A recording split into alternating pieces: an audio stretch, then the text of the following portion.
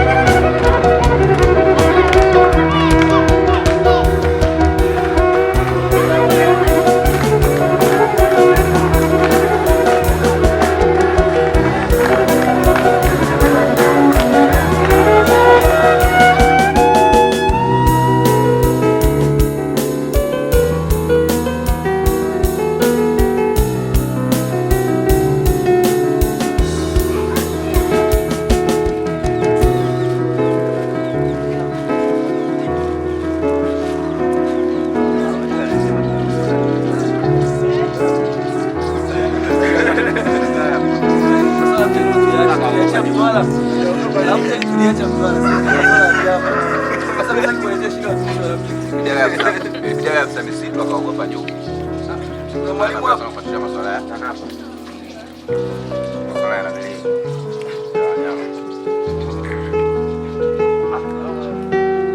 Chini anasa ni watu kufanya dhambi.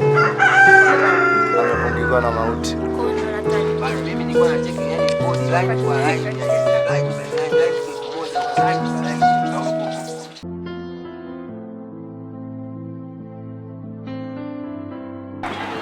Tulipokuja kuleta tumeleta habari za wokovu. Bwana Yesu asifiwe. Tumeleta habari za wokovu. Kwa hiyo tutakachoenda kukwambia hapa itakuwa ni injili ambayo itakusaidia wewe kupata huo wokovu ambao sisi tunausema. Haleluya. Wokovu pekee ambao tutauzungumza hautakuwa nje ya Yesu Kristo. Haleluya. Kwa hiyo tutasema vitu ambavyo vinakuwa kumaanisha Yesu mahali hapa. Bwana asifiwe. Kwa maana kwamba hakuna wokovu ambao mwanadamu anaweza akaupata.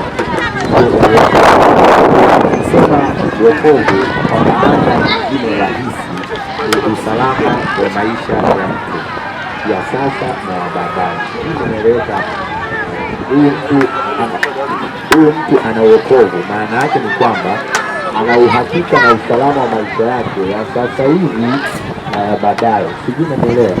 Najaribu kutoa tafsiri rahisi ili wewe unielewe mimi namaanisha. Maana yangu ni hii: mwanadamu ambaye hana wokovu, maana yake ni hii, hana uhakika wa maisha ya sasa na ya baadaye. Jana nilisema mtu ambaye ana Yesu ndani yake, maana yake ni kwamba ana uhakika wa maisha yake ya sasa na ya baadaye. Nikasema kauli moja, nikasema hata kama nikifa sasa hivi hapa nikiwa nina Yesu wangu ndani, nina uhakika kwamba nitaenda kufurahi na Baba. Population iko kubwa, lakini Yesu anamwambia amini, amini, mtu asipozaliwa mara ya pili hawezi kulisi ufalme wa mbinguni. Tunapozungumzia kuzaliwa mara ya pili, maana yake kitendo cha mtu kumpokea Yesu kwa Bwana na Mwokozi wa maisha yake, na hiyo ndo njia pekee ambayo inamfanya mtu anakuwa salama. Maana usalama wako hauwezi ukauweka sehemu yoyote. Ukiweka kwa mganga wa kienyeji, kuna siku mganga wa kienyeji atakufa. Ukiweka kwa mchawi, kuna siku mchawi atakufa. Ukiweka kwa mchungaji, kuna siku mchungaji atakufa. Ukiweka kwa shehe, kuna siku shehe atakufa. Haleluya! Lakini ukiweka kwa Yesu, Yesu ataendelea kuwa mzima milele na milele, kwa maana yeye alikufa na siku ya tatu akafufuka.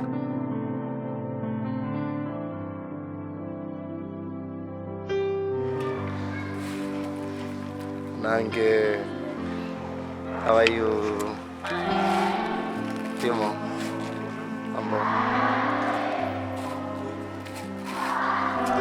Bishop, the man himself.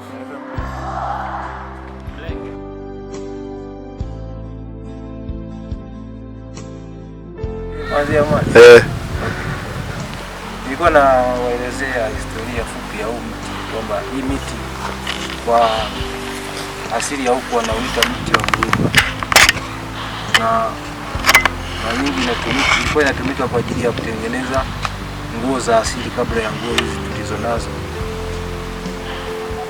hazijaletwa. Na kingine, kwa sasa ukiukata huu mti kunatoa utomvu ambao unatumika kwa ajili ya ile utomvu, wakiukusanya wanatumia kwa ajili ya kutega ndege sehemu mbalimbali porini, kwamba ndege yoyote akinasa pale hawezi kutoka. Tanzia ulimbo, si ndio? Bwana Yesu asifiwe sana. Na kwa hiyo kwa kuwa na historia kama hizo, sasa kwenye kufanya research zetu ndio tukagundua kwamba kwa kuwa una historia na kwa sasa hii miti haipatikani, ndio kwamba inawezekana zikawepo madhabahu ambazo watu wa zamani walikuwa wanafanya mambo ya matambiko. Kwa hiyo tunachokifanya kwa ajili ya kuondoa ile madhabahu. Bwana Yesu asifiwe sana. Amen. Kuna swali?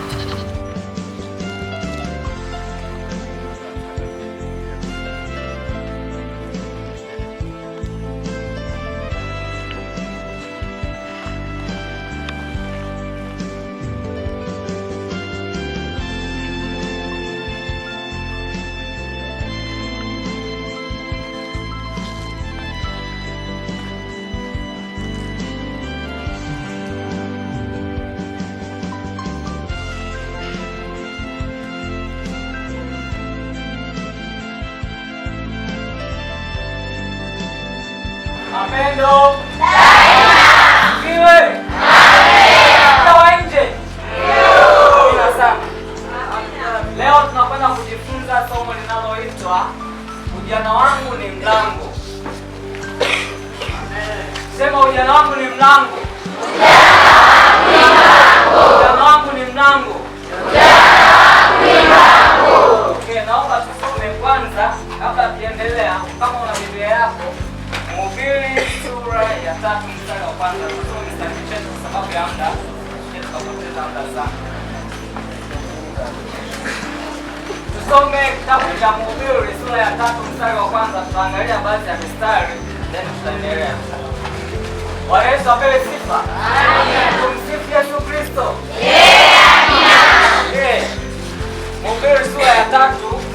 kwanza unasema kwa kila jambo kuna majira yake na wakati kwa kila kusudi chini ya mbingu, wakati wa kuzaliwa na wakati wa kufa, wakati wa kupanda na wakati wa kung'oa.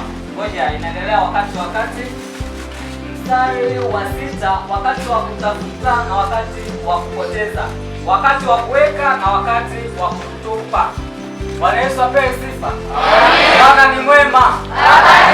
Yesu Kristo. Amina. Amina. Tunaposema kwamba ujana ni mlango, unaelewana? Ujana ni mlango, tunajifunza kwamba mlango huu unaweza kupitisha chochote kile. Inamaanisha kwamba unaweza kupitisha kitu kizuri, lakini pia unaweza kupitisha kitu kibaya. Unaelewa? Lakini pia tunapoambiwa kwamba kwa kila jambo kuna majira yake. Sawa? Kwa kila jambo kuna majira yake. Tunaangalia sasa hivi wewe ni mwanafunzi. Mwaka huu 2017. Mwingine yuko form 1, form 2, form 3 na mwingine yuko form 4. Huu muda ukishapita, hauwezi tena ukajirudia eti uwe form 1. Tunaelewana? Kwa hiyo kwa kila jambo kuna majira yake. Sasa hivi kama uko form 1, hautarudi tena form 1. Labda ukirudishwa, lakini hata kama ukirudishwa haifai. Ilikuwa inatakiwa uendelee. Sisi tunaelewana? Tunaelewana? Sasa ujana tunapozungumzia kwamba ni mlango huu unaweza kupitisha kitu kizuri au kitu kizuri au tunaelewana? Sasa tunajaribu kuangalia kwamba je, kitu kibaya kinaweza kikapitaje na kitu kizuri kinaweza kikapitaje. Pia unaweza ukawa ulishawahi, sawa? Lakini bado ukiangalia matendo yako unayoyafanya sio mazuri. Na nimewaambia unapofanya matendo mabaya yatasababisha maisha yako baadaye uje ujutie. Sisi tunaelewana? Kama ulimpokea lakini bado maisha yako hayako vizuri, kwa bado hujampokea, bado hujamwamini. Lakini kama ulimpokea maisha yako yako vizuri, hapo sawa. Lakini kama bado maisha yako hayajawa vizuri, ni bora ukamwamini leo, atakusaidia. Bwana Yesu apewe sifa. Amen. Bwana ni mwema wakati wote. Mapendo daima. Unyoshe mkono.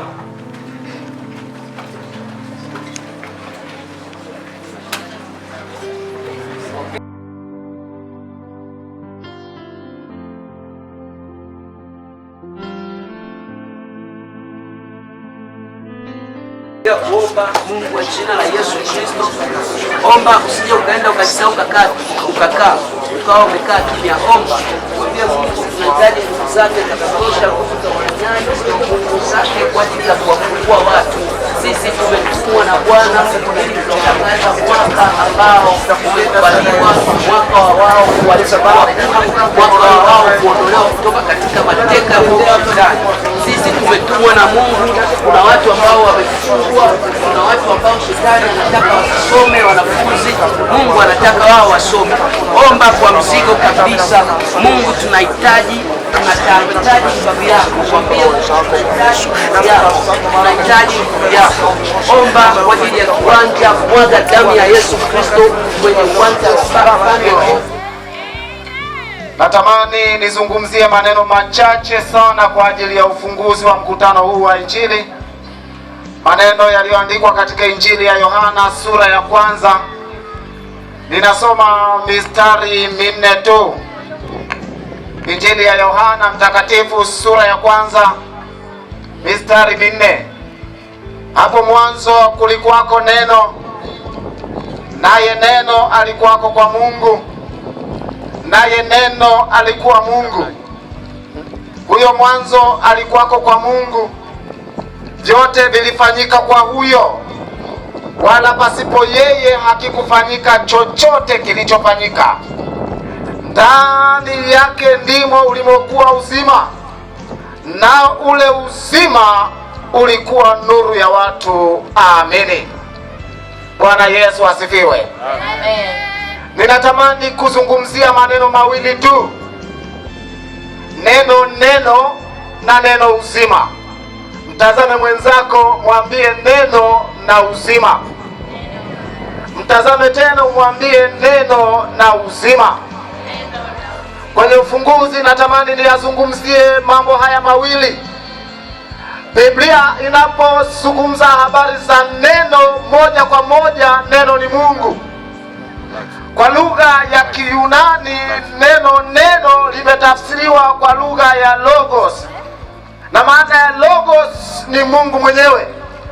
Na ndio maana akasema hapo mwanzo kulikuwako neno, naye neno alikuwako kwa Mungu, naye neno alikuwa Mungu, na pasipo yeye hakuna chochote kilichofanyika pasipo uwepo wake. Mwandishi wa Injili ya Yohana ananukuu maneno ya kitabu cha Mwanzo kinachozungumza kwamba hapo mwanzo Mungu. Bwana Yesu asifiwe. Hapo mwanzo Mungu, na pasipo Mungu hakuna chochote kilichoumbika. Na neno linatuambia kwa sababu ni Mungu, yeye alipotamka katika uumbaji wake alitamka neno, maana ni Mungu mwenyewe. Alipotazama nchi imekuwa ukiwa, alipotamka neno likaumba. Bahari ikawepo, anga ikawepo, mwanadamu akawepo. Maana yake mwanadamu aliumbwa kwa njia ya neno. Bwana Yesu asifiwe. Kwenye mkutano huu tunapofungua sasa, tamani neno litakalohubiriwa liumbe uzima katika maisha yako. Tamani neno utakalosikia lifufue kilichokufa ndani yako. Tamani neno utakalolipokea likufanye kiumbe kipya, na ya kale yaishe na mtu mpya aonekane ndani yako. Tamani neno kwamba ni Mungu mwenyewe ambaye ni Emanueli, aliyeacha mbingu na enzi na utukufu. Mwanzo wa mkutano ndiye atakayekuhudumia, ndiye atakayenihudumia mpaka mwisho wa mkutano huu. Na neno haliishi hivyo tu, neno linaumba uzima wa milele. Niwaalike walioko mbali na walioko karibu kwamba tamani siku ya leo tunapoanza, tuanze na neno ambaye ni Mungu mwenyewe, ambaye anatamani Mungu mwenyewe afanye jambo jipya kwa ajili yako, afanye jambo jipya kwa ajili ya biashara yako, afanye jambo jipya kwa ajili ya ndoa yako, afanye jambo jipya kwa ajili ya elimu yako, afanye jambo jipya kwa ajili ya uhai wako, na hilo neno liweke uzima ndani yako. Wana wa Mungu wa Kasulu, tunayo neema ya ajabu ya watoto wetu na ndugu zetu walioona ni vema kwa siku 4 wawepo Kasulu, ili neno ambalo litahubiriwa, yaani Mungu mwenyewe abadilishe watu wa Kasulu ili wawe viumbe vipya na ya kale yaishe. Ninawaalika tunapoanza mkutano huu, karibuni tusikie mabadiliko yaliyoletwa na Yesu yeye mwenyewe, aliyefanya mageuzi mpaka kuzimu wanafahamu hivyo, aliyefanya mageuzi katika ulimwengu, historia ikawepo, aliyefanya mageuzi na kupaa kwenda mbinguni, na aliyefanya mageuzi ya mbinguni kurudi duniani kutukomboa. Ndilo neno ambalo litahubiriwa katika eneo hili la uwanja wa Umoja. Karibuni tunapoanza, tuanze na neno, na neno liumbike likafanye uzima katika maisha yetu. Amini. Tafadhali tuombe. Baba, katika jina la Yesu Mnazareti, mwana Mungu li hai, asante maana mbingu zimeruhusu siku ya leo, nchi imeruhusu siku ya leo, na malaika wanafanya kituo katika mkutano huu kwa ajili ya utukufu wako Bwana. Asante maana ni siku ya historia mpya itakayoandikwa katika vibao vya mioyo ya watoto wako, ambalo neno litaingia ndani yao na litabadilisha maisha yao yawe maisha ya uzima wa milele Bwana. Asante, tunapoanza tuanze nawe kwa ajili ya utukufu wako. Amini. Amen. Nitangaze rasmi kwamba mkutano huu wa Injili unaofanyika katika uwanja wa Umoja ninaufungua katika jina la Mungu Baba na la Mwana na la Roho Mtakatifu.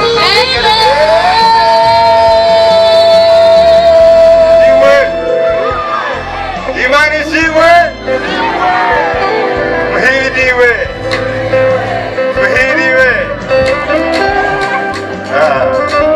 Natamani ningekuwa najua kuongea kilugha kama nilikuwa nakutana nao njiani, lakini kinanipiga chenga. Bwana asifiwe sana. Naam, niko mbele mafupi na kujieleza mbele yenu sisi ni akina nani. Bwana Yesu asifiwe tena. Kwanza kabla sijaanza, kipekee kabisa napenda sana kuushukuru uongozi wa CCT Kasulu. Kwa kweli Mungu awabariki sana sana sana. Kwa kweli mbarikiwe. Nitoe salamu za pongezi kabisa kwa CCT Kasulu kwa mapokezi makubwa sana. Hawa watu ninaowaona hapa, naamini kama sio CCT ambao wametutambulisha kwao, isingekuwa rahisi. Kwa hiyo ninawashukuru sana watu wa Kasulu pamoja na CCT kwa kukubali kuja kwenye mikutano yetu. Kwaya zote ambazo zitahudumu pamoja nasi siku hizi na zitakazokuwa mahali hapa, Mungu awabariki sana sana. Makofi kwao jamani. Makofi mengi mengi. Yes. Basi naomba nianze kwa kusema kutoka katika kitabu ambacho tunakitumia kama sheria na kama mwongozo, katiba ya kuelekea mbinguni, Biblia. Tunasimama na neno linalosema katika kitabu kile cha Yohana, waraka wa kwanza wa Yohana mlango wa 5 mstari wa 4. Biblia inasema, kwa maana kila kilichozaliwa na Mungu huushinda ulimwengu, na huku ndiko kushinda huushindako ulimwengu, yaani hiyo imani yetu. Bwana Yesu asifiwe. Mstari huo ndio mstari tunaosimama nao kwa ajili ya huduma hii mahali hapa kuanzia siku ya tarehe 16 leo mpaka siku ya tarehe 19 ambayo tutakuwa mahali hapa, itakuwa ni siku ya Jumatano. Bwana Yesu asifiwe. Tumesimama na mstari huo tukiamini kwamba Mungu ametukusudia tuwe washindi maadamu tunamwamini Yesu Kristo. Na maadamu Kasulu inamwamini Yesu, tunaamini Kasulu itatoka ng'ambo nyingine. Bwana asifiwe. Kwa ujio wetu huu na ambao Mungu ametupa kibali kuwepo Kasulu, tunaamini mambo yatakwenda kutokea makubwa sana kwa sababu ya uwepo wetu Kasulu. Bwana asifiwe tena. Makofi kwa Yesu. Basi nipende kutambulisha niliokuja nao ni wanafunzi wenzangu wanaosoma, kwa Kiingereza tunasema Bachelor and Ordinary Diploma. Sasa kwa Kiswahili tunasema stashahada na shahada. Na masomo tunayosoma ni masomo ya uhandisi. Kwa Kiswahili imezoeleka engineering. Ukisema mhandisi, wengi wanajua ni mhandisi wa barabara tu. Ila kuna mhandisi umeme, kuna uhandisi majengo, civil engineering, kuna computer engineering ambao tunasema uhandisi wa kompyuta. Kwa hiyo wote tuko nao mahali hapa, tunawachanganya kemikali, laboratory technology. Tunao mafundi mitambo, mechanical engineering au tunasema kwa Kiingereza namna hiyo. Bwana asifiwe. Sasa twende mechanical, mkono juu. Mechanical wote kama mko hapa, mkono. Electrical, umeme. Computer. Mawasiliano ngani? Tupo baba. Mawasiliano ngani? Tupo. Laboratory technology. Bwana asifiwe. Civil. Amina sana. Bwana asifiwe Kasulu. Nadhani zoezi langu la kutambulisha linataka kwenda kingine, lakini ambao watasimama mbele na watakuwa na huduma wa mkutano watajitambulisha, nisiwasemee, watataja majina yao. Lakini tuko mahali hapa Kasulu kwa siku 4 kulisema neno la Bwana. Amina. Hatuna ajenda nyingine zaidi ya kusema habari za ufalme wa Mungu. Amina sana Kasulu. Barikiwe sana. Mungu awabariki sana sana sana. Asanteni kwa kutupokea.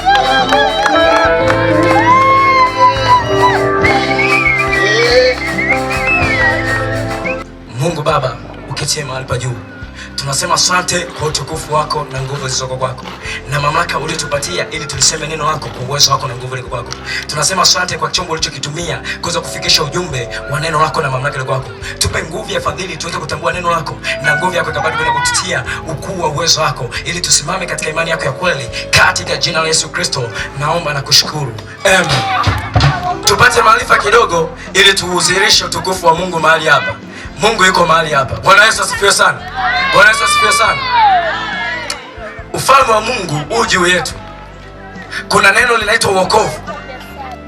Wokovu unatupa nafasi ya kutambua ufalme wa Mungu ulio juu yetu. Bwana Yesu asifiwe sana. Bwana Yesu asifiwe sana. Wokovu si dini, kuokoka si dini. Kuokoka ni kukombolewa kutoka katika tabu ya awali, ni kuachana na maisha ya tabu na shida ya awali. Bwana Yesu asifiwe sana. Bwana Yesu asifiwe sana.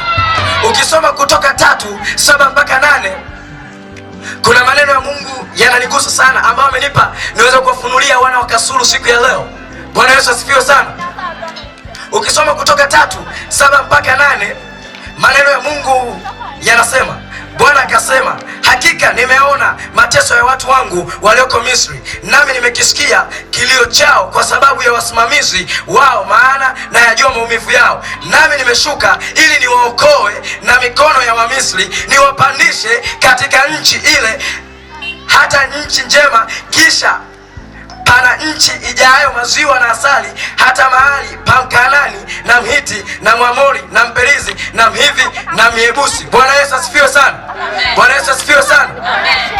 Ukisoma haya maneno ya Mungu, anaangalia ni jinsi gani taifa lake teule lilivyoteseka katika ulimwengu. Tunatambua kwamba taifa teule la Mungu ni wana wa Israeli ambao walichukuliwa utumwani Misri, walikaa miaka zaidi ya 400 kule Misri. Bwana Yesu asifiwe sana.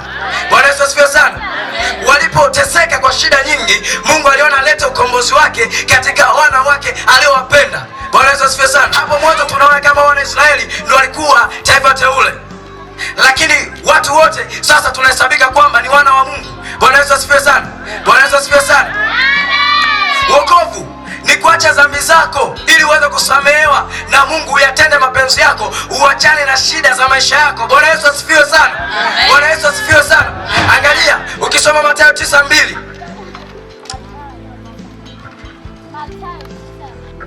neno la Bwana linasema, na tazama, wakamletea mtu mwenye kupooza amelala kitandani, naye Yesu alipoiona imani yao alimwambia yule mwenye kupooza, jipe moyo mkuu mwanangu, umesamehewa dhambi zako. Bwana Yesu asifiwe. Bwana Yesu asifiwe.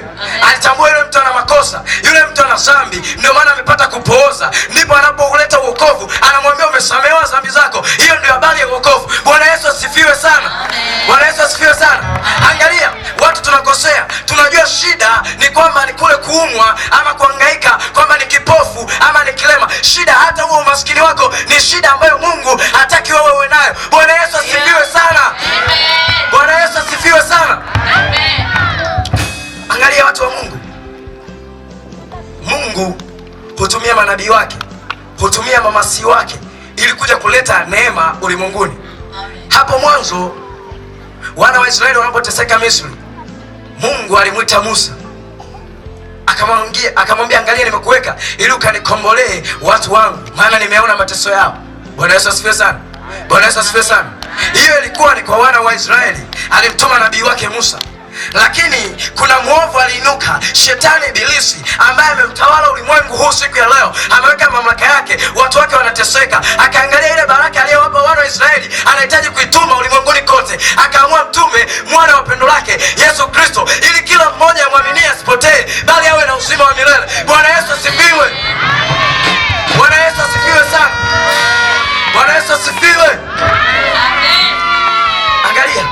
Angalia, ukombozi ni wa thamani sana. Huwezi kukomboa kitu hivi hivi bure, lazima itumike thamani iliyo kubwa na ya ajabu. Mungu ukiangalia ishara zake zote alipowakomboa watu wake, ikiwa ni wana wa Israeli na ulimwengu mzima, alitumia ishara moja tu ya thamani. Alitumia damu ya mwanakondoo. Angalia ukisoma Kutoka 12:21, maneno ya Mungu yanasema, hapo ndipo Musa akawaita wazee wa Israeli na kuambia, nendeni mkajitwalie wanakondoo kama jamaa zenu zilivyo, mkanichinjie Pasaka. Nanyi twaeni tawi la hisopu mkalichovye katika ile damu iliyo bakulini, na kukipiga kizingiti cha juu na miimo miwili ya mlango kwa hiyo damu iliyo katika bakuli. Tena mtu yeyote miongoni mwenu asitoke mlangoni kwa nyumba yake hata asubuhi. Bwana Yesu asifiwe sana. Bwana Yesu asifiwe sana. Tunaangalia kipindi anawakomboa wana wa Israeli, anamwambia nabii wake Musa, nenda kawaambia wachinje mwana kondoo, wakaipake damu yake katika vizingiti. Alipoona mwovu ametushinda na anatutawala, anatutesa, anamtuma Yesu Kristo. Yesu Kristo anakufa, anamwaga damu yake. Angalia, Mungu anatumia vizingiti vya milango kuwatambua watu wake. Je, wokovu unaletwaje? Atatutambuaje? Anaipaka damu ya Yesu Kristo katika msalaba kama miimo ya mlango. Bwana Yesu asifiwe sana. Bwana Yesu asifiwe sana. Huo ndio wokovu tulioletewa wa Kristo siku ya leo, na kila mmoja ana uhitaji. Haijalishi dini gani, haijalishi sehemu gani, haijalishi wewe ni nani, maana umefanyika kuwa mwana wa Mungu, maana umeumbwa kwa mkono wake, unahitaji wokovu wake. Bwana Yesu asifiwe. Bwana Yesu asifiwe. Bwana Yesu asifiwe sana. Alipotumia msalaba na damu ya Yesu Kristo, hilo ni agano lililotupatanisha na Mungu. Bwana Yesu asifiwe sana. Bwana Yesu asifiwe sana. Lakini tutaipataje baraka yake? Kama alisema kwamba taifa teule ni Israeli, kama taifa teule ni Israeli, tunaipataje baraka yake? Kwa sababu ni ulimwengu wote aliupenda, akamtoa mwana wake wa pekee, anatuunganisha katika karama ya kuwa wana wa Israeli kupitia baraka ya Ibrahimu. Bwana Yesu asifiwe sana. Tunapiganaje hivi vita? Katika kitabu cha Wafilipi sura ya 3 mstari wa 10, Mtume Paulo anasema ya kwamba ili nimjue yeye na uweza wa kufufuka kwake na uweza wa nguvu wa kufufuka kwake, nikifananishwa na kufa kwake, ili nimjue yeye. Lazima umjue huyu Yesu kabla, lazima umjue Yesu, alafu ukishamtambua Yesu kuwa yeye ni nani, ndipo ambapo utakuwa tayari kabisa kuweza kuingia katika hiyo vita. Ndio maana kitabu kile cha Waefeso mlango wa 6 mstari ule wa 11 anasema, vaeni silaha zote za Mungu mpate kushindana na shetani. Bwana Yesu asifiwe. Amen. Bwana Yesu asifiwe. Na Mtume Paulo anatoa onyo kwamba vita vyetu si juu ya damu na nyama, bali vita vyetu ni katika ulimwengu wa kiroho. Na kama vita vyetu ni kwa ajili ya ulimwengu ule wa kiroho, lazima uvae silaha zile za kiroho. Haleluya, haleluya. Amen. Hauwezi ukavaa silaha za kimwili alafu ukaenda kupigana vita vya kiroho. Ukiona mtu anakuuzi, ukiona mtu anakufanyia mambo mabaya, sio yeye, ni kiti ambacho shetani amemweka yeye ili kwamba aweze kukujaribu, ili kwamba aweze kukutoa katika uelekeo ule wa kwenda kumiliki pamoja na Mungu. Kwa hiyo yeye shetani amemfanya kama agent. Haupaswi kuweza kumchukia huyo. Utambue kwamba vita vyako si kwa ajili ya damu na nyama. Usimchukie huyo mtu mwenzako, usimchukie huyo mwanadamu. Unachopaswa kufanya ni kuingia rohoni na kuvaa silaha zote za Mungu na kuweza kuipiga injili hiyo na kuweza kuipiga vita hiyo katika jina la Yesu. Haleluya. Bwana Yesu asifiwe. Amen. Ukimchukia mwanadamu mwenzako ni kosa kubwa, maana sio yeye, sio yeye, ni shetani. Ni shetani ndio yuko nyuma yake anafanya hayo mambo. Kwa hiyo upasi kuweza kumchukia au pasi kuweza kumchukia. Wewe unachopaswa kufanya ni kuweza kumpenda. Bwana Yesu asifiwe. Vita vyetu si juu ya damu na nyama, bali vita vyetu ni vya kiroho. Kwa hiyo wanaopigana lazima ingie rohoni, lazima avae silaha za kiroho, lazima awe na neno la Mungu, lazima uwe na imani, maana imani ndio ngao yako. Na imani sio imani tu ilimradi, imani katika Kristo Yesu. Sio imani juu ya waganga, sio imani juu ya wachawi, sio imani juu ya mila na desturi, ila imani juu ya Yesu Kristo. Hiyo ndio itakuwezesha kuweza kuvipiga hivi vita na ukatoka salama, ukafanyika kuwa mshindi. Haleluya, haleluya.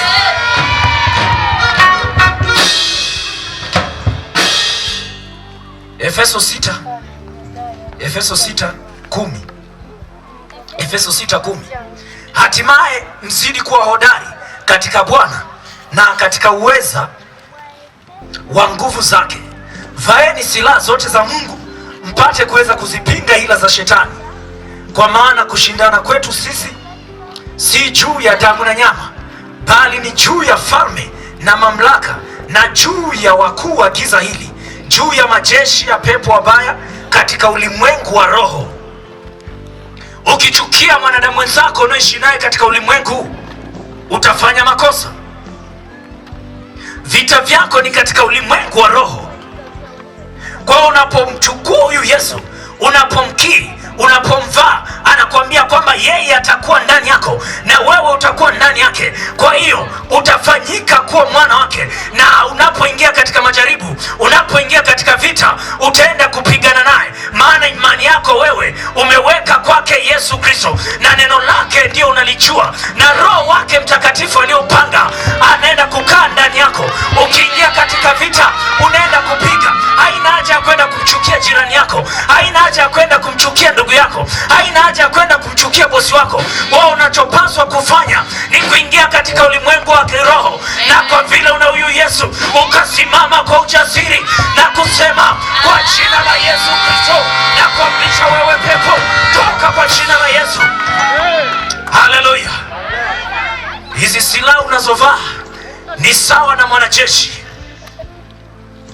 Mwanajeshi anavaa kwanza sare, maana yake hapo umempokea Yesu.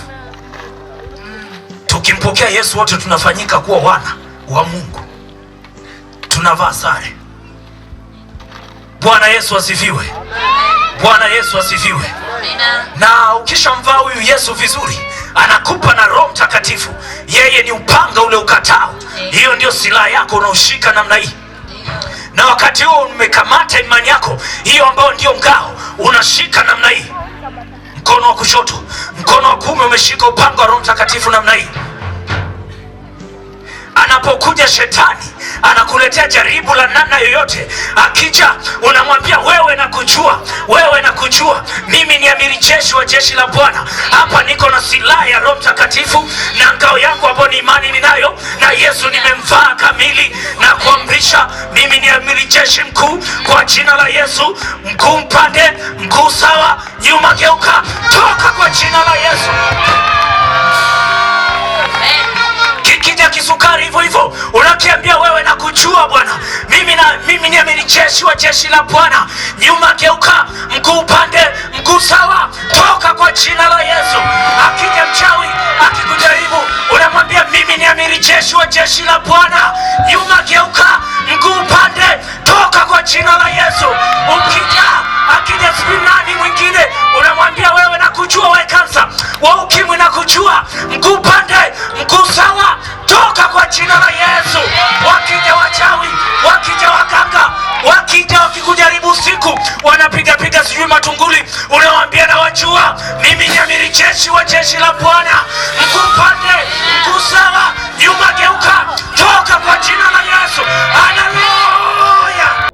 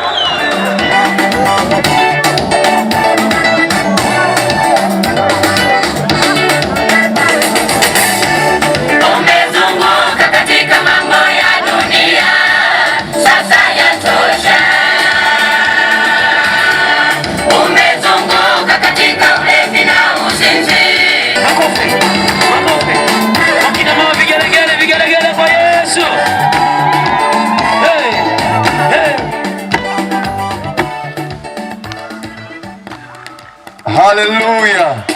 Mshukuru Mungu jioni ya leo. Haleluya. Basi kabla tujamshukuru Mungu, nitamkaribisha mtumishi wa Mungu, atatuongoza katika neno fupi, alafu tutakwenda mbele za Mungu kwa ajili ya kumshukuru Mungu. Yesu asifiwe. Imana ishimwe. Wangapi wamefurahi kumwona rais siku ya leo? Sasa kabla tujaendelea na maombi ya kumshukuru Mungu kwa ajili ya ujio wa rais na mambo mengine, nimlete kwenu mtumishi wa Mungu kwa ajili ya dakika chache, alafu tutaendelea na ratiba. Bwana asifiwe. Karibu mtumishi wa Mungu. Bwana asifiwe. Buhigwe. Watu wameshasahau. Tulisema Buhigwe kwa Yesu. Buhigwe kwa Yesu. Sawa, ninazo dakika chache kwa sababu muda umeendelea sana. Nami nitasema maneno machache. Bwana asifiwe. Kitabu cha Yohana sura ya 10 mstari wa 10. Neno la Mungu linasema mwivi haji ila aibe, achinje, auwe na kuharibu. Mimi nalikuja ili wawe na uzima kisha wawe nao tele. Mwivi ni nani? Shetani ni mwivi. Anapokuja kwenye maisha ya mtu, anakuja ili kuua, ili kuchinja na kuharibu. Anakuja ili kuleta magonjwa, anakuja ili kuleta matatizo, anakuja ili kuleta misiba, anakuja ili kuleta umaskini, anakuja ili kuleta kila aina ya taabu. Anakuja kuwabebesha wanadamu mizigo mizito sana. Lakini Yesu anakuja ili kwamba akupe uzima kisha uwe nao milele. Bwana asifiwe. Bwana asifiwe. Wako watu ambao katika maisha yao Yesu hajawahi kupata nafasi kabisa. Kwa hiyo wako bado kwenye mizigo, wako bado kwenye matatizo.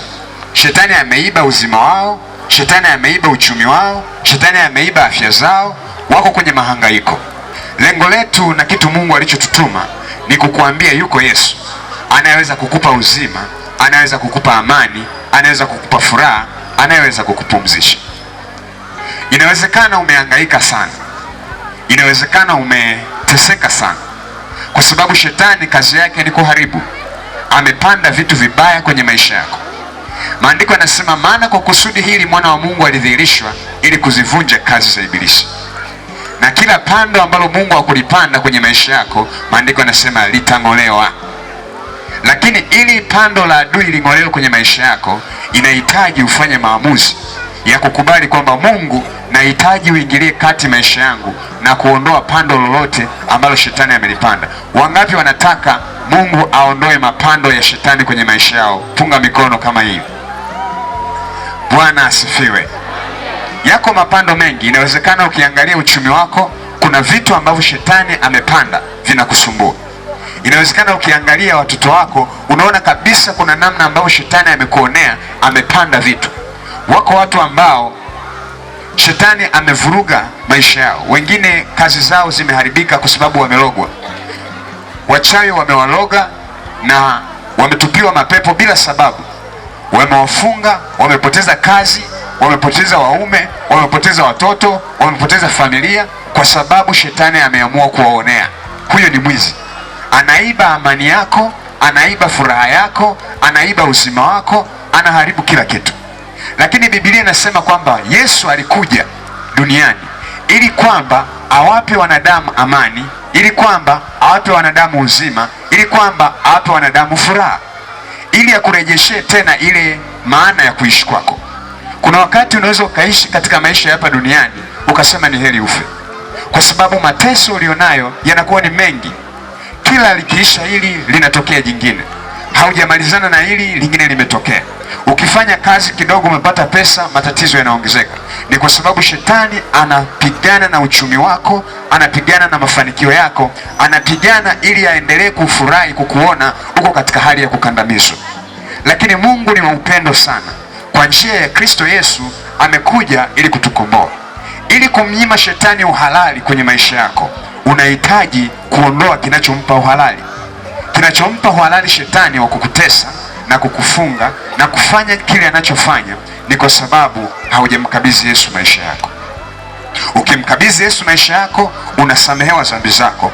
Mungu anakuhesabu kuwa ni mtoto wake, anakutakasa makosa uliyowahi kufanya. Hakumbuki dhambi yako hata moja ambayo umewahi kufanya, iwe umewahi kuua, iwe umewahi kuzini, iwe umewahi kuloga, chochote ulichowahi kufanya, Mungu anakusamehe kabisa na anasahau na anakupokea na kukukaribisha kuwa ni mtoto wake. Biblia inasema hata imekuwa mtu akiwa ndani ya Kristo Yesu amekuwa kiumbe kipya, ya kale yamepita, tazama yamekuwa mapya. Maana yake historia yako inakuwa ni mpya kabisa mbele za Mungu. Watu wanaweza wakakuona vile wanavyokuona, wanaweza wakakusema vile wanavyokusema, wanaweza wakakutaja vile wanavyokutaja, wakasema ni mbea, wakasema ni mwongo, wakasema ni mkorofi, wakasema ni mchawi, wakasema amewahi fanya hiki, lakini mbele za Mungu ukishatubu kwa dhati na kwa moyo wako, Mungu anakusamehe kabisa, anasahau, anakuhesabu ya kwamba ni mtakatifu na anakuona haujawahi kosea kabisa. Kitabu cha Isaya sura ya 38 mstari wa 17, maandiko yanasema, nalikuwa na uchungu mwingi kwa sababu ya amani yangu, lakini ukanisamehe makosa yangu na kuzitupa dhambi zako nyuma yangu. Kwa hiyo Mungu anasamehe dhambi zako zote, anakusamehe makosa yako yote, hajalishi ulichokosea. Kitu kinachotakiwa ni kusema, Bwana, nimekubali leo wewe uwe Bwana na Mwokozi wa maisha yangu, uniongoze hata atakaporudi Yesu atakupokea. Utakapokuwa umemkubali Yesu akiingia kwenye maisha yako, shetani hata kuwa na nguvu tena ya kutawala maisha yako, hata kuwa na nguvu juu ya afya yako, hata kuwa na nguvu juu ya uchumi wako. Utakuwa na uwezo na mamlaka juu ya nguvu za giza, utakuwa na uwezo na mamlaka juu ya shetani, juu ya wachawi na juu ya kila kitu kinachosumbua wanadamu kwa sasa. Bwana asifiwe sana. Wangapi wananielewa? Tupunge mikono. Mambo haya tunayasema si kwa kuwashawishi, tunasema habari hizi kwa sababu ni maisha tunayoyaishi na tumeyaona. Nguvu za Mungu ni halisi na kile tunachokisema ni kweli. Waliokuwepo jana waliona Mungu alipojifunua kwa kudhihirisha utendaji kazi wake. Nguvu za giza ziliwatoka watu walifunguliwa. Ni kwa sababu neno tunalolihubiri ni kweli, wala hatusemi uongo. Mungu ametuambia tukuambie ya kwamba Kristo alitoa damu yake ili wewe uwe mtakatifu, ili usife katika dhambi yako, ili utubu na kumpokea Yesu kuwa ni Bwana na Mwokozi wa maisha yako. Naomba kama umekaa chini simama. Kama umekaa chini simama.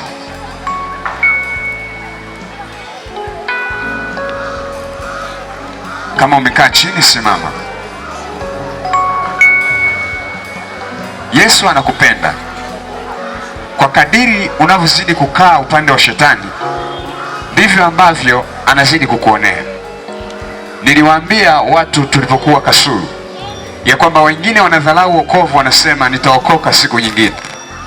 Lakini nikawaambia maandiko yanasema saa ya wokovu ni sasa, kwa sababu mbili. Sababu ya kwanza ni kwa sababu Yesu yuko karibu mno kurudi kuchukua watakatifu wake, wale ambao wamemkubali yeye kuwa ni Bwana na Mwokozi wa maisha yao. Lakini pamoja na kuwa Yesu yuko karibu, haijulikani atarudi lini, na maandiko yanasema siku wala saa haijulikani. Atakuja kama mwivi. Heri wale wanaokesha wakimgoja. Ni vizuri ukafanya maandalizi sasa, ikiwa haujui Yesu atarudi saa ngapi, ili anapokuja, atakapokuja, hata akija kesho, akukute huko tayari kwa ajili ya kwenda naye. Tunafahamu habari za wanawali. Walikuwepo waliokuwa wamejiandaa na walikuwepo waliokuwa hawajajiandaa. Bwana harusi alikuja usiku wa manane, akawakuta wengine taa zao zimezima. Je, Yesu akija leo atakukuta ukoje?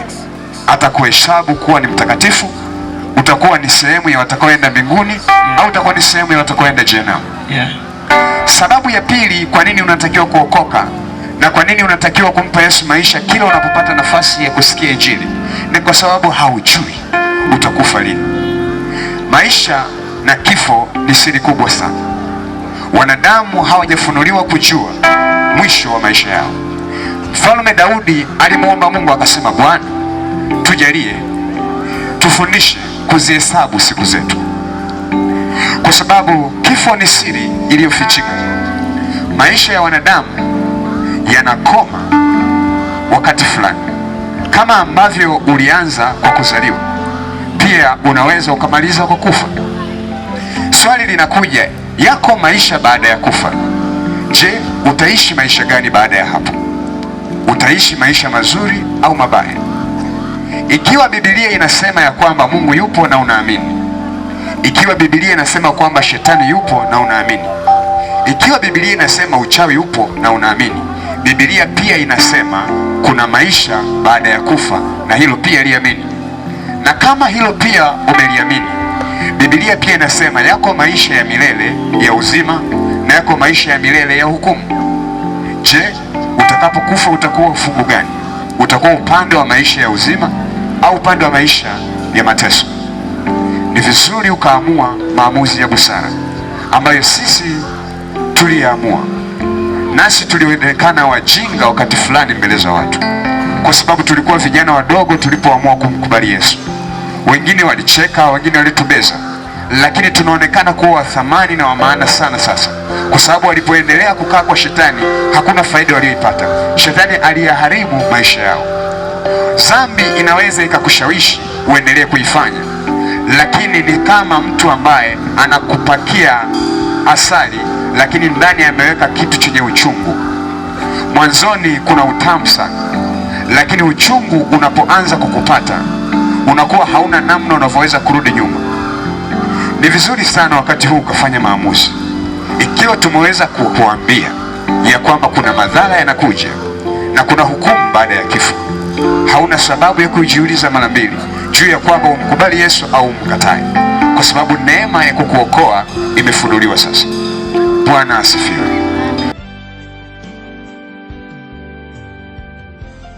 Karibu. Sasa ni muda wako kupokea jambo zuri, na ni kusudi lako Mungu akupe kitu ambacho unakihitaji leo. Sogea karibu, wala usianze kuondoka. Ipo namna Mungu anaenda kutengeneza maisha yako jioni njema leo. Kuna ujumbe mzuri ambao Mungu ameuandaa ndani yako.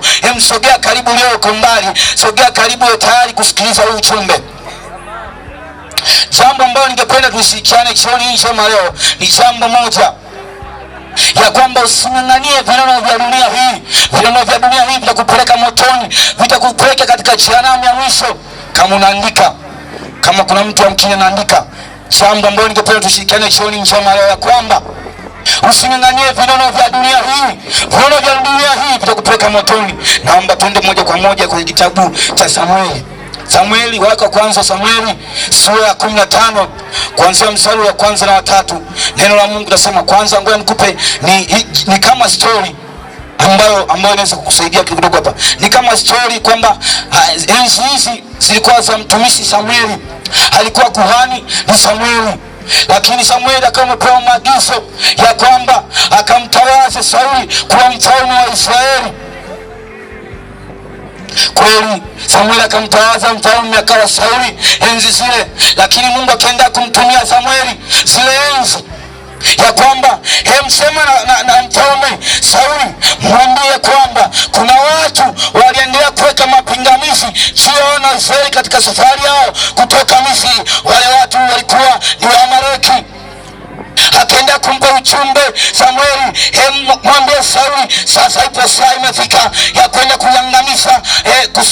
kuangamiza watu wote wa Amaleki, maana waliendelea kuweka vikwazo na vizingiti juu ya safari ya wana wa Israeli.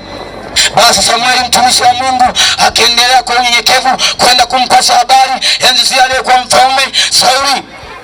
Akafikisha ule ujumbe. Sikiliza nikwambie, neno la Mungu nasema, Samueli sura ya 15 mstari wa kwanza hadi ule wa 4. Nitasoma hapo baadaye tuendelea. Neno la Mungu linasema, mtumishi wa Mungu au mtu nani anasikia hivi jioni ya njema leo?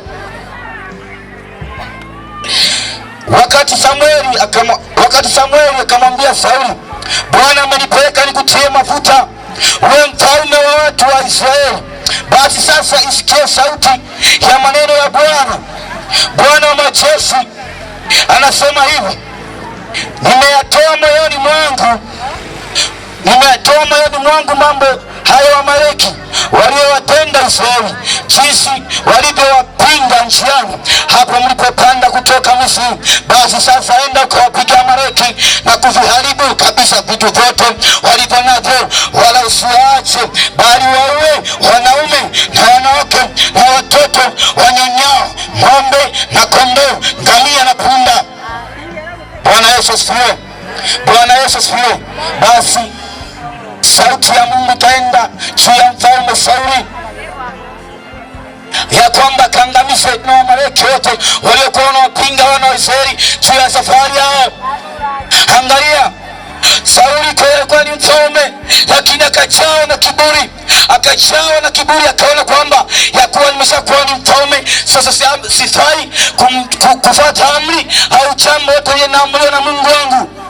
Sikiza nikwambie, mtu wa Mnanira, hivi leo wachungaji, watumishi wa Mungu mbalimbali wanasema na nyie, lakini bado mnaendelea kufanya nyoyo kwa migumu, bado mnaendelea kung'ang'ania vinono vya dunia. Sikiliza, kama utaendelea kung'ang'ania vinono vya dunia, ndugu yangu, jehanamu inakuhusu. Sauli kweli akaendelea kung'ang'ania, ameambiwa kaangamize vinono vyote, ukaangamize kondoo, piga wanaume na wanawake, jambo lote, asibaki hata mtu mmoja juu ya Waamaleki. Angalia Sauli alivyokuwa na moyo mgumu. Kama wewe mtu wa Mnanira, kila siku unahubiriwa habari njema, acha kwenda kwa waganga, achana uzinzi, lakini wewe bado unang'ang'ania vinono vya uzinzi, unang'ang'ania vinono vya uchawi, iko jehanamu inakuhusu ndugu yangu. Sikiliza nikwambie, mstari wa 7, Samueli wa kwanza sura ya 15 mstari wa 7. Sauli kweli akanyenyekea, akajikuta kama mnyenyekea, alivyoambiwa akaangamize. Ona, akaendelea kunyenyekea. Sauli anasema, Sauli akawapiga Waamaleki toka Havila uendapo Shuri, unaokabili Misri. Mstari wa 8 inaendelea, akamkamata Agagi mfalme wa Waamaleki hai.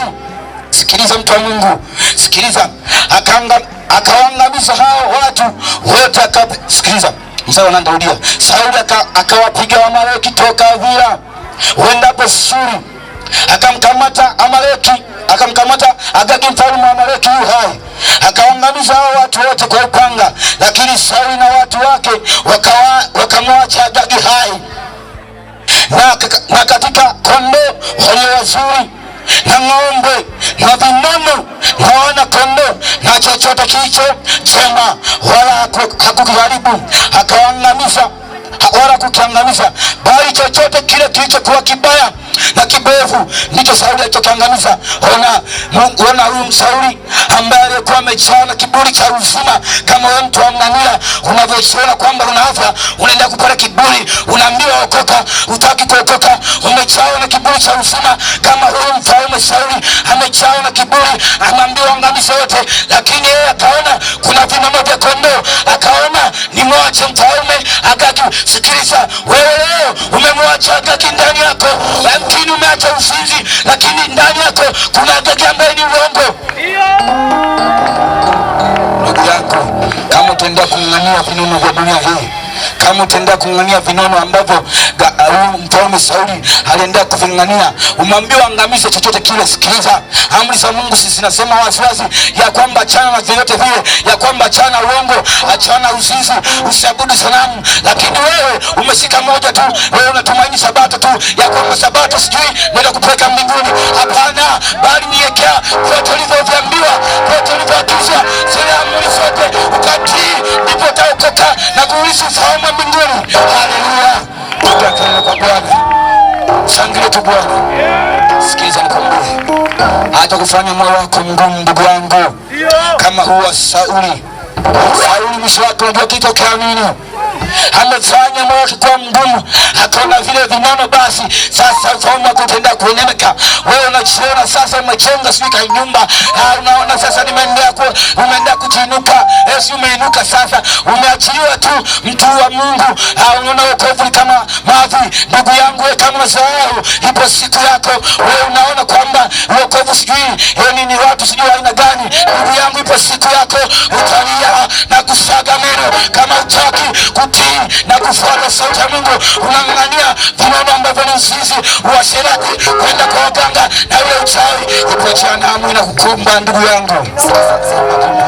Shauri yako ni moja tu, kata shauri ya kwamba wache vyote vile vinono vya dunia hii. Vile vinono vyote vya dunia hivi havikufai. Sikiliza, wewe unaona kwamba hapa duniani sasa kwako ndio umefika. Sikiliza, hapa duniani wewe unapita tu.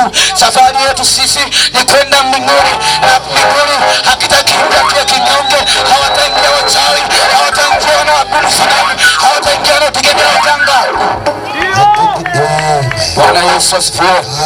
Bwana Yesu asifiwe. Watu wa Mnanira, sikiliza nikwambie, yamkini vinono vyako vinafananishwa kama vya Sauli. Umeng'ang'ania tu kwamba mimi siku ya kuabudu ni siku ya Jumapili.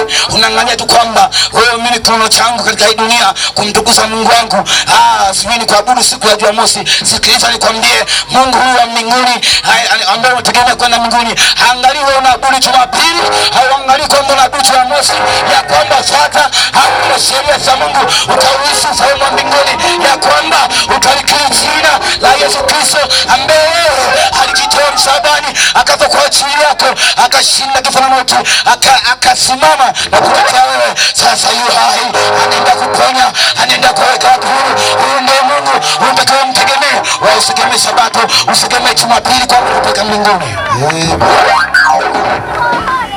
Sikiliza nikwambie mtu wa Mungu, sikiliza nikwambie mtu wa Mnanira, yamkini umeendea kung'ania vinono vyako. Mimi vinono vyangu Bwana, mimi mtu ni Sabato tu. Sikiliza nikwambie, Yesu Kristo aliposhinda au alipoagizwa na Mungu kutoka mbinguni, sikiliza, Mungu wa mbinguni aliona wale watu au watu wa nchi wamepotoka wanang'ania vinono vya dunia tu, hawamfikirii Mungu, wakafikia kwamba duniani wamefika. Sikiliza, akaona watu wanaenda kupotea. Kwa nini wanapotea watu wangu hawa? Kondoo zangu zinapotea. Kwa nini? Akaona mtume Yesu Kristo wa Nazareti ashuke chini ya msalaba, ili ya kwamba wewe unang'ania vinono, unang'ania dini, unang'ania Sabato, unang'ania waganga, unang'ania wachawi. Ipo siku ya kwamba kila kukuoji Yesu kumtoa Yesu Kristo msalabani, hautajibu ndugu yangu, ziwa la moto litakuwakia. Sikiliza nikwambie, unajua hatima ya Sauli ilikuwa nini? Unajua hatima ya Sauli kwa nini? Sikiliza, Sauli akaanza kujitetea baada ya Samueli kwamba aliposhikilia vile vinono, akashikilia zile kondoo nzuri, na yule agenge kienda kumbakiza ndani ya mwoka, kienda kumtunza. Sikiliza, sauti ya Mungu kienda kwa Samueli ikamwambia, ona kwa nini ulimpaka mafuta Sauli yule mbovu, hakutaka kutii maagizo ya kwangu na sheria za kwangu, akavibakiza vinono, akaenda kuvikatalia vinono, akaenda kumbakiza Agagi. Kama wewe ambaye unaenda kubakiza kutegemea waganga, sikiliza, kwa waganga unaongeza tu shida zako. Umekamatwa na magonjwa, una magonjwa sugu, yamkini umerogwa, wewe kaona msaada ni kumtegemea mganga. Sikiliza, yule mganga na mchawi ni kitu kimoja ndugu yangu, unapotea. Rudi kwa Yesu, mpokee Yesu Kristo, atakwenda na shida zako.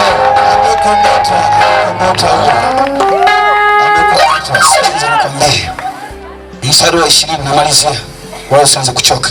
Mstari wa 20 pale, unajua kitokea nini? Sura hiyo ya Samueli mstari wa 15. Sauli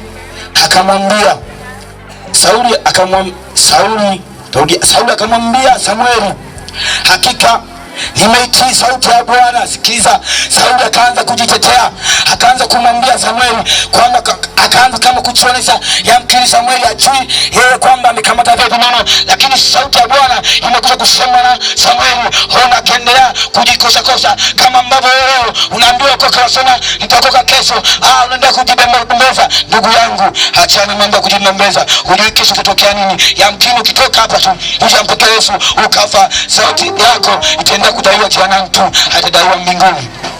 Sikiliza, Sauli akamwambia Samueli, hakika mimi nimeitii sauti ya Bwana, nami nimemleta Agagi mfalme wa Amaleki, tena nimewaangamiza Amaleki kabisa. Ona, anaenda kujitetea. Wewe sijui nimkamata Agagi, wewe uliambiwa viangamize vyote, umeambiwa achana vyote ambavyo vimpendezi Mungu, achana uchawi na uongo nao, usinzi ambao tenda nao, achana nao. Lakini unasema vyote nimeviacha, nimeacha uongo, ona nimeacha usinzi, lakini bado una uongo wa nini? Umembakiza Agagi huyo. Sikiliza nikwambie, akaendelea kujitetea. Ona, ila watu, sikiliza, akaenda kuambia leo jeshi la kuamenda nao.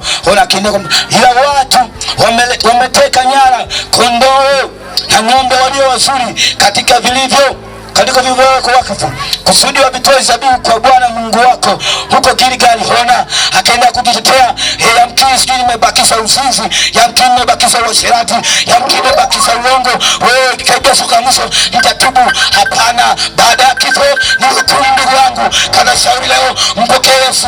Angalia njitetea, wewe sijui nini, tumewaleta tuwatoe sadaka. Wewe mambo angamiza vyote, unaendelea kukamata sijui watoe sadaka, uambiwa watoe sadaka. Akawa na jambo ya kujibu Sauli, unajua kitokea nini? Wewe ndio kung'ania vuno vya dunia hii. Mola duniani ndio umefika. Unajua kitokea nini?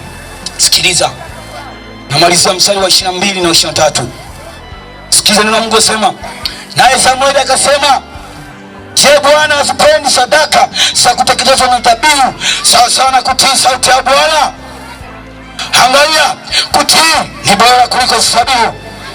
Sikia, na kusikia kuliko mafuta ya beberu. Mstari wa 23. Kwani kuasi ni kama dhambi ya uchawi, na ukaidi ni kama ukafiri na vinyago.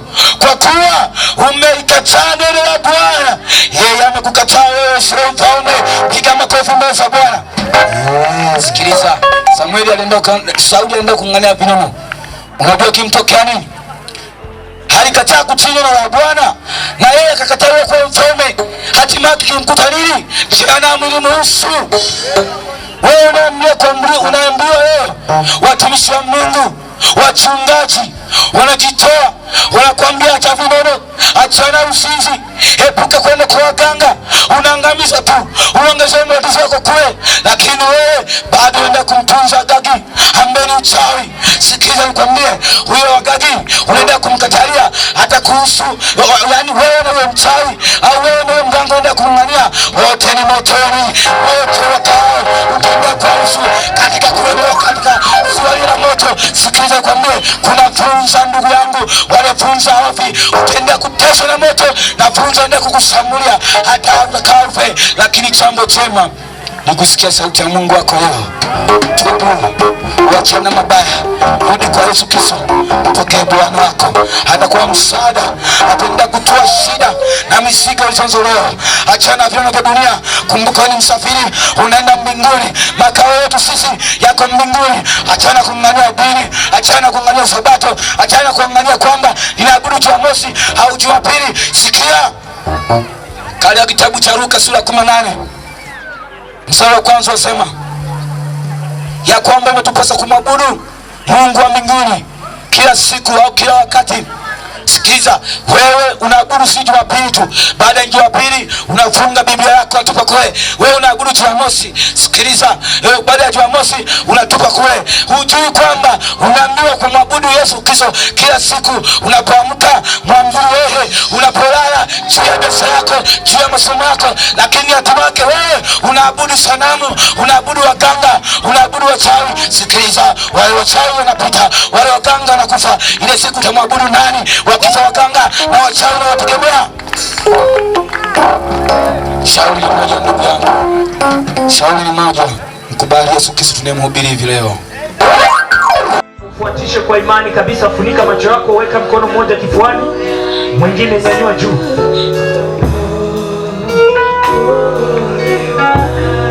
Sema, Bwana Mungu, Bwana Mungu, ninakuja kwako, na kuomba unisamehe, unisamehe Baba, uyafute makosa yangu, unifanye kuwa kiumbe kipya. Ya kale yamepita, niwe kiumbe kipya. Na kuomba Baba, unisamehe, unisamehe, nifanyike mpya, nifanyike mpya.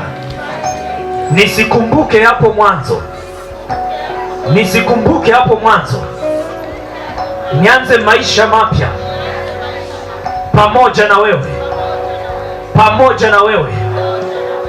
Uniwezeshe Bwana kuweza kutembea katika imani hii, katika imani hii kwa ujasiri siku zote za maisha yangu, siku zote za za maisha. Asante Yesu kwa kunipokea katika pendo lako, katika pendo lako. Basi shusha mkono wako, shusha mkono wako.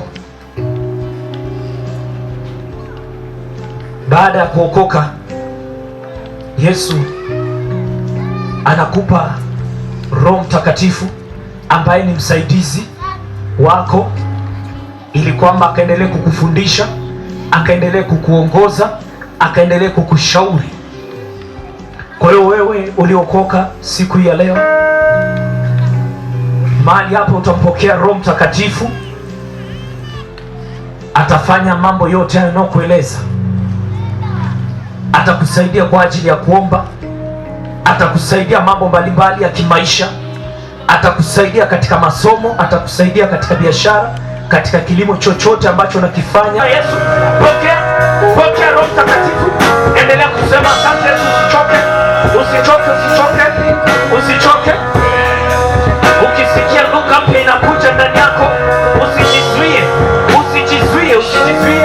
Kile ambacho unasikia kufanya ndani yako, usijizuie, usijizuie, usiangalie jirani yako.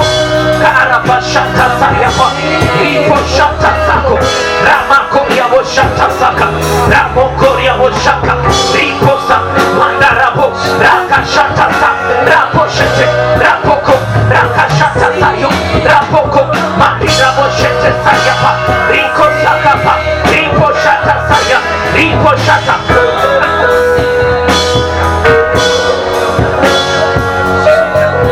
Pokea nguvu hiyo, pokea nguvu hiyo, pokea nguvu, pokea nguvu, pokea nguvu, pokea nguvu, pokea nguvu, pokea nguvu, pokea nguvu hiyo, pokea nguvu hiyo, pokea nguvu hiyo, pokea nguvu hiyo, pokea nguvu hiyo, pokea nguvu hiyo, pokea nguvu hiyo, kuponya magonjwa, pokea nguvu hiyo, hiyo usaidizi wako, pokea nguvu hiyo, pokea nguvu hiyo, pokea nguvu, pokea, pokea, pokea, pokea.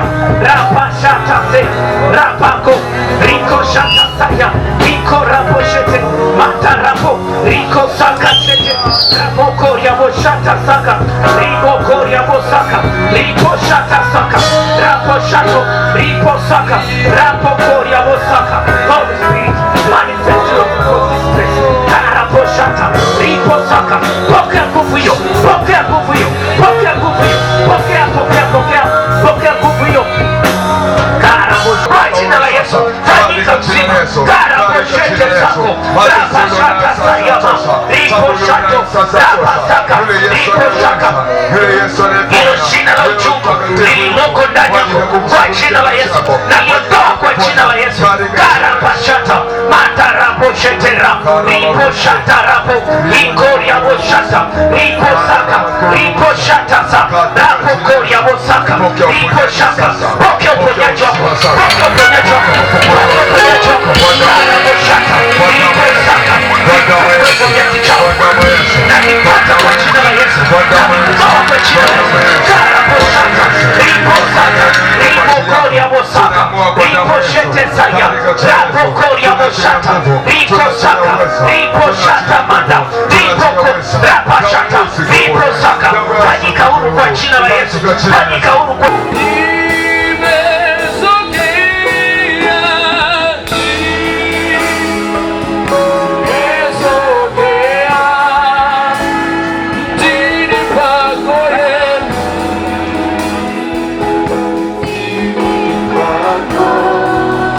unisafishe kwa damu yangu, nisafi kwa damu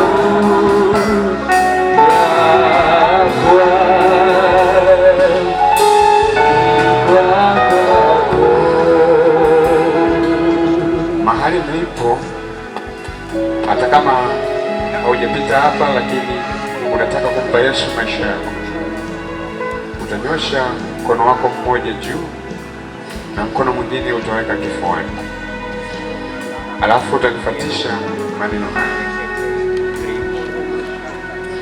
Sema kama unaongea na Mungu, hauongei na mwanadamu.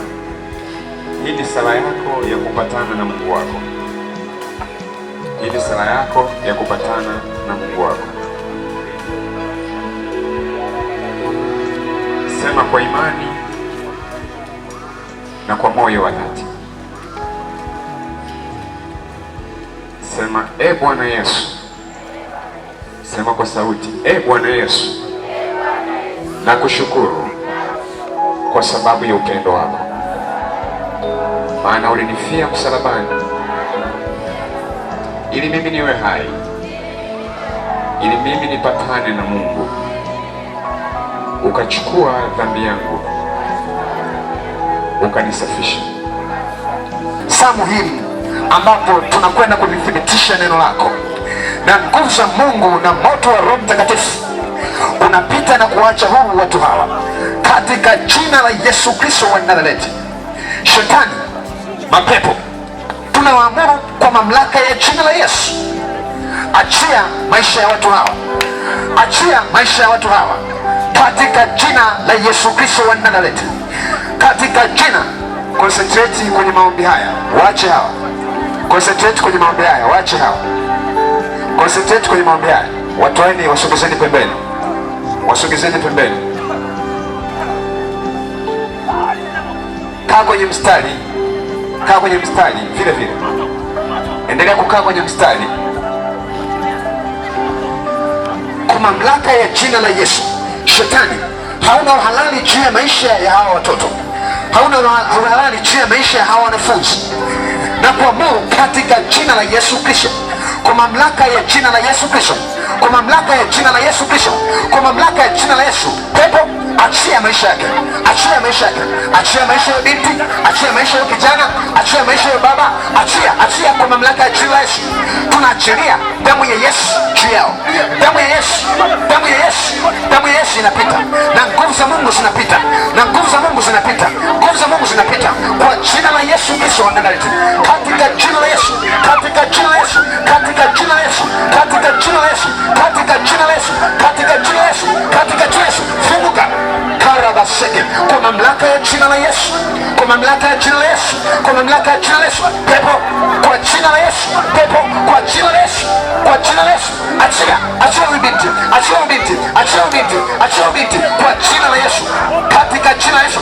Pepo, achia, achia rabo seke kando robo seke kwa jina la Yesu. Tunaachilia moto wa Roho Mtakatifu, moto wa Roho Mtakatifu, moto wa Roho Mtakatifu, moto wa Roho Mtakatifu, moto wa Roho Mtakatifu.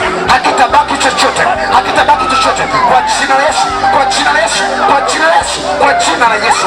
Karabaseke narabasa ribo seke kwa jina la Yesu, kwa jina la Yesu, kwa jina la Yesu, kwa jina la Yesu. Nguvu za Mungu zinapita, nguvu za Mungu zinapita, nguvu za Mungu zinapita, nguvu za Mungu zinapita. Achia pepo, achia, achia, achia, achia rabo seke ribo seke mando robo seke raba baba bando riba babando robo seke kwa jina la Yesu Kristo, kwa jina la Yesu Kristo, kwa jina la Yesu. Pepo, achia, achia maisha yao, achia maisha yao, achia maisha yao. Huyo sio kwako tena, uhalali uliokuwa nao juu yake umeondolewa kwa jina la Yesu, kwa jina la Yesu. Mamlaka ulioipata juu yake kwa sababu ya dhambi imeondolewa, imeondolewa, imeondolewa, imeondolewa kwa jina la Yesu. Haya, achia, achia maisha yake, achia maisha yake, achia maisha yake, achia maisha yake. Korabaseke kwa jina la Yesu, kwa jina la Yesu, kwa jina la Yesu, kwa jina la Yesu, kwa jina la Yesu.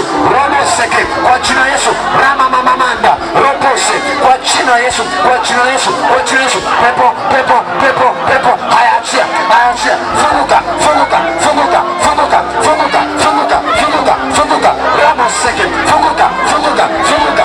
Rama mamo robose, funguka, rapa seke, funguka, funguka, funguka, funguka, funguka.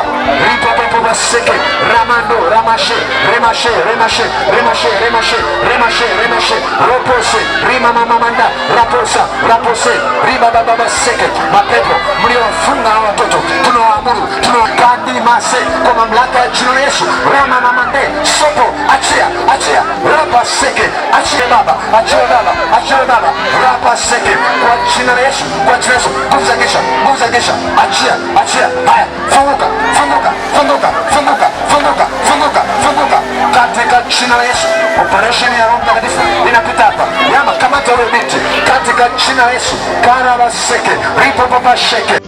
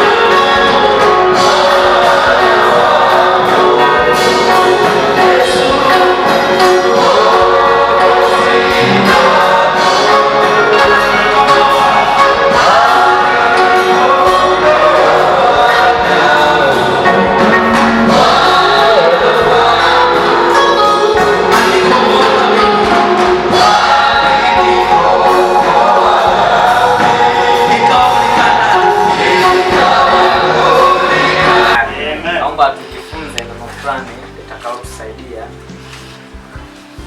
Linasema Mkristo anapaswa kutangaza Injili. Bwana Yesu apewe sifa. Amen. Mkristo anapaswa kufanya nini? Kutangaza Injili. Mkristo anapaswa kutangaza Injili. Tuangalie Yohana sura ya 4 mstari wa 29. Kama kuna mtu akipata mapema huko anaweza kusoma. Yohana sura ya 4 mstari wa 29. Bwana Yesu apewe sifa. Amen. Sura hii inaanza kwa kuelezea kwamba Yesu alikutana na mwanamke Msamaria. Walikuwa na mazungumzo ya hapa na pale, lakini mwisho wa siku kuna kitu ambacho huyu mwanamke alikipata kutoka kwa Yesu. Na haionyeshi kwamba Yesu alimuongoza sala ya toba, na haionyeshi kwamba yani haionyeshi kabisa kwamba eti Yesu alimwambia sio fanya nini, isipokuwa tu alimwambia kwamba mimi ni maji yaliyo nini? Yaliyo hai. Bwana Yesu apewe sifa. Amen. Na baada ya kitu fulani Yesu kuongea akaamini, akasema okay, yaweza kuwa huyu ni nabii, yaweza kuwa huyu ni nani? Mwanamke ndiye alikuwa anasema. Bwana Yesu apewe sifa. Naomba unisomee kama unapata. Yohana 29. Ndio. Mungu anasema, "Njoni mtazame mtu ananiambia mambo yote niliyotenda. Je, hakini huyu kuwa ndiye Kristo?" Basi kutoka mjini wakamwendea huko.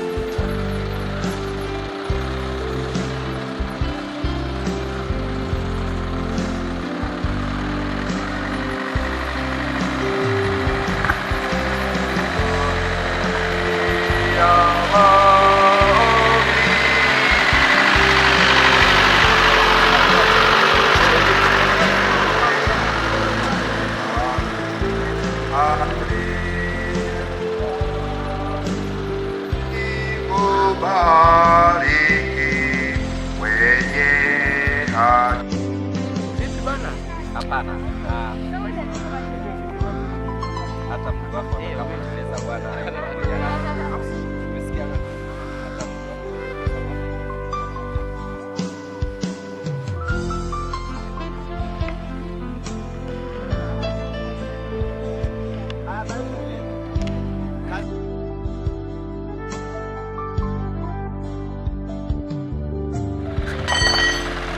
Wewe wekeni nao wengine nyuma.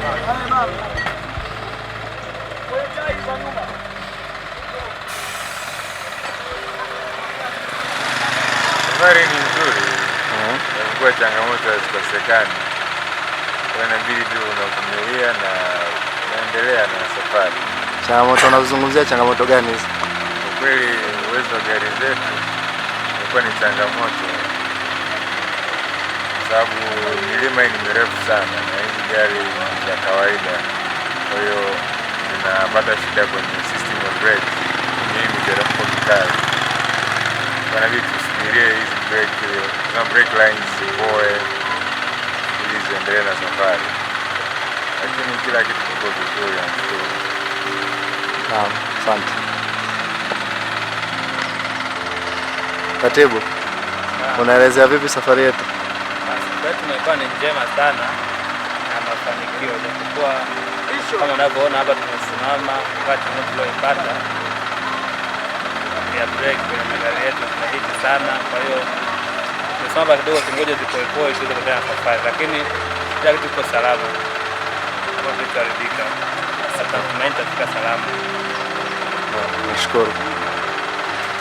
Tumekwisha kuanza safari yetu kutoka Uhigwe majira ya saa 12 na tunamshukuru Mungu mpaka sasa tumekwisha kuanza barabara kuelekea Kigoma na tumekuja kutembea umbali takriban kilomita 70 nje tumeanza safari yetu na tuko katika kijiji cha Kalinzi. Kwa bahati mbaya tumepata breakdown baada ya kushuka mlima mrefu sana.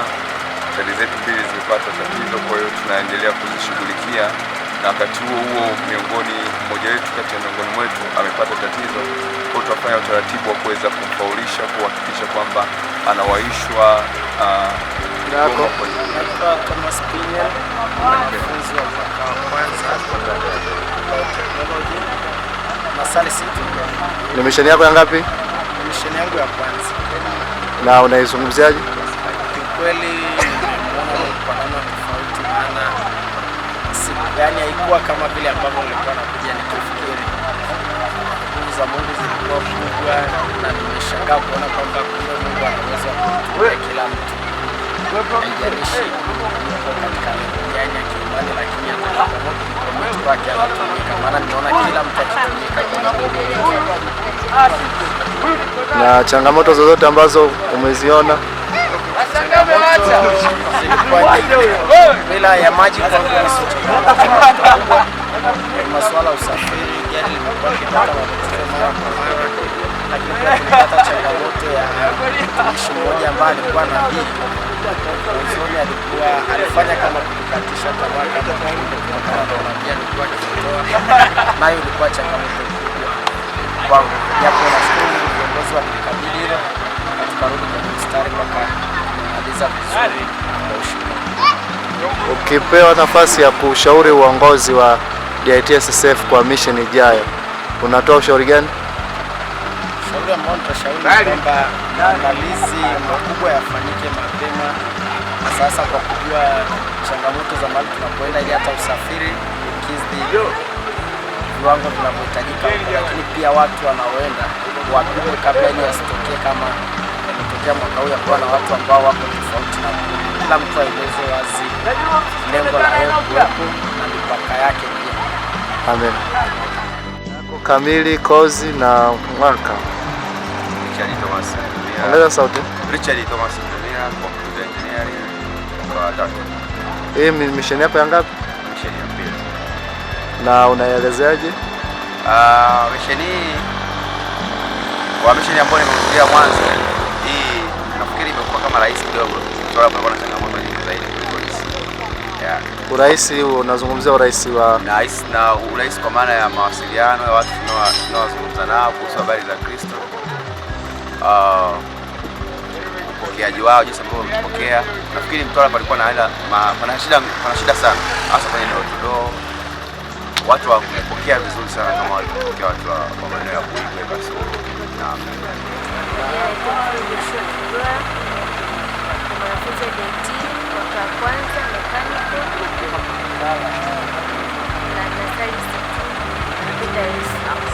Ni mission yako ya ngapi? Mission yangu ya kwanza. Ya kwanza. Unaizungumziaje? Nashukuru Mungu kwa sababu nimeweza kumuona Mungu katika viwango vingine. Sijaenda mission, hii ndio ilikuwa ya kwanza na nimeona vitu tofauti, na namshukuru Mungu kwa sababu nimekuwa nilipoenda mission na nilipotoka nimetoka nilikuwa mtu wa tofauti na nilipoenda tofauti na nilipotoka. Na changamoto zozote ambazo umepitia? Changamoto ni nyingi, hasa kwa kuna swala la maji. Kwangu ilikuwa changamoto kubwa, na baridi, hiyo ilikuwa kwangu ni changamoto, lakini namshukuru Mungu tunaweza kuishi kutokana na mazingira. Chakula nasoma mechanic, nilikuwa nasoma mechanic nimemaliza, sasa ni associate. Hii mission yako ya ngapi? Hii ni mission ya pili. Unaelezeaje? Mission ilikuwa njema sana, tumeona Mungu kipekee sana. Pamoja kwa kulikuwa na upinzani wa nguvu za giza, hata tunamshukuru Mungu. Inaonekana amejiziisha kama yeye ni hamna Mungu mwingine zaidi yake yeye. Changamoto uzozikutana nazo? Changamoto ni ugumu na kulikuwa na nguvu za giza nyingi sana. Manake tukiangalia kama mwaka jana tulikuwa Mtwara kulikuwa hakuna changamoto sana zaidi ya udini, lakini huko wengi walikuwa ni Wakristo, lakini wamepoa sana, wametawaliwa na nguvu za giza. Wamemsawata Mungu wao kama ana nguvu kuliko shetani. Ukitaka kutoa ushauri kwa uongozi wa fellowship, unawapa ushauri gani? Fellowship wafanya wanani maandalizi ya vizuri sana, hususan kwenye maombi, maandalizi ya kiroho na kimwili. Yaani sio kwamba anakuja anaomba watu 5, alafu kwenye mission anakuja watu 20. Wanakuja watu zaidi ya 50. Alafu kwenye kuomba alikuwa anakuja watu 5. Changamoto hamasike kwamba wameona mission hii imeonekana tofauti sana, upinzani kwa mwingi sana kwenye hali ya kiroho. Maana mtu leo yupo vizuri na anaombea na pepo anakemea kabisa, kesho anaumwa. Maana ni kitu kinatokea kwa hata mimi mwenyewe ni moja wapo ambao nilikuwa naumwa, lakini nilikuwa naona sio naumwa malaria, lakini usiku napigana vita. Kwa hiyo tunapoona tunapigwa mambo kama yale, naona zidi kupambana, tukipiga na unapiga.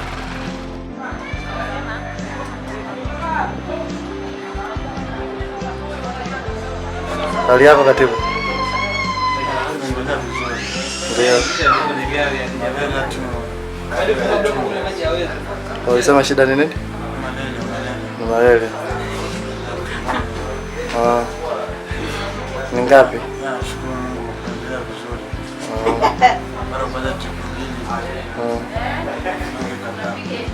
Pole. Na wamekwambia unaweza kuendelea na safari?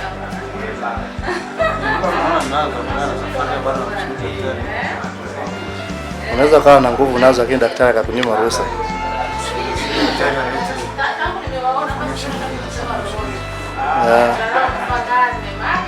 Sasa pole sana.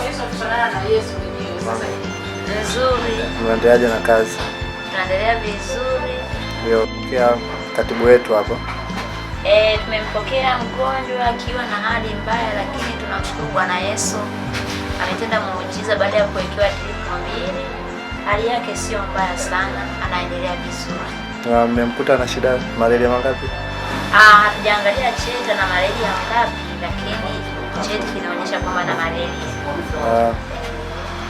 Mama, napenda kukushukuru, asante. Asante na Bwana Yesu akubariki. Amen. Mwingi bwana. Baba. Ando wako. Huyu ndo wahenga wa kwanza. Na hawa ndo wale wahenga walosema akili ni nywele. Bashe mtu. Shikamoo baba. Baba. Baraka. Bwana asifiwe. Kuna namna sauti yako haitoki vizuri.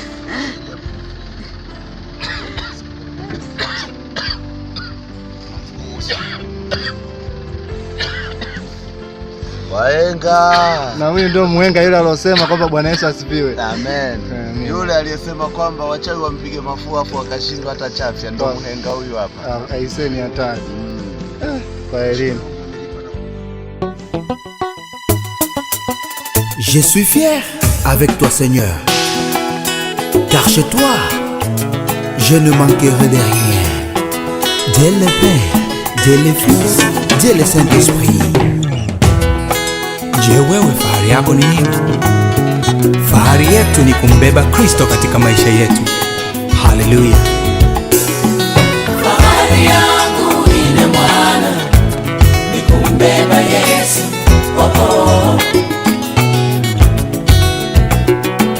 Fahari yangu ine Bwana, ni kumbeba Yesu.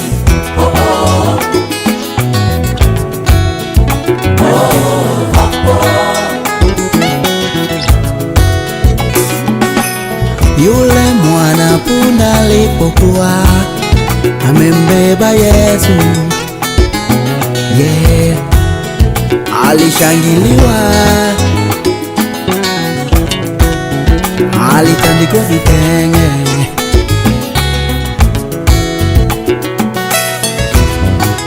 mwana punda alipona hayo, akadhania kwamba sifa zote ni zake, kumbe hakujua aliyembeba ndio mwenye sifa zote. Yerelani aine mwana,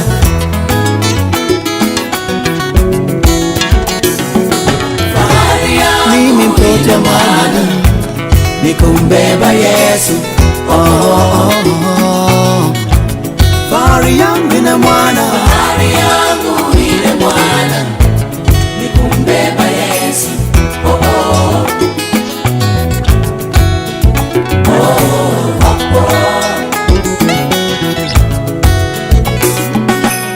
Ukipenda heshima ndugu, mbebe Yesu. Ukipenda ufanikiwe, mama, ukitaka amani mama, mbebe Yesu. Yedadi, fahari yangu ine Bwana, fahari yangu ine Bwana, ni kumbeba najiongeza kwako Bwana, tawale nikumbeba Yesu, na mawazo ya moyo wangu nakupa wewe Bwana, uyatawale.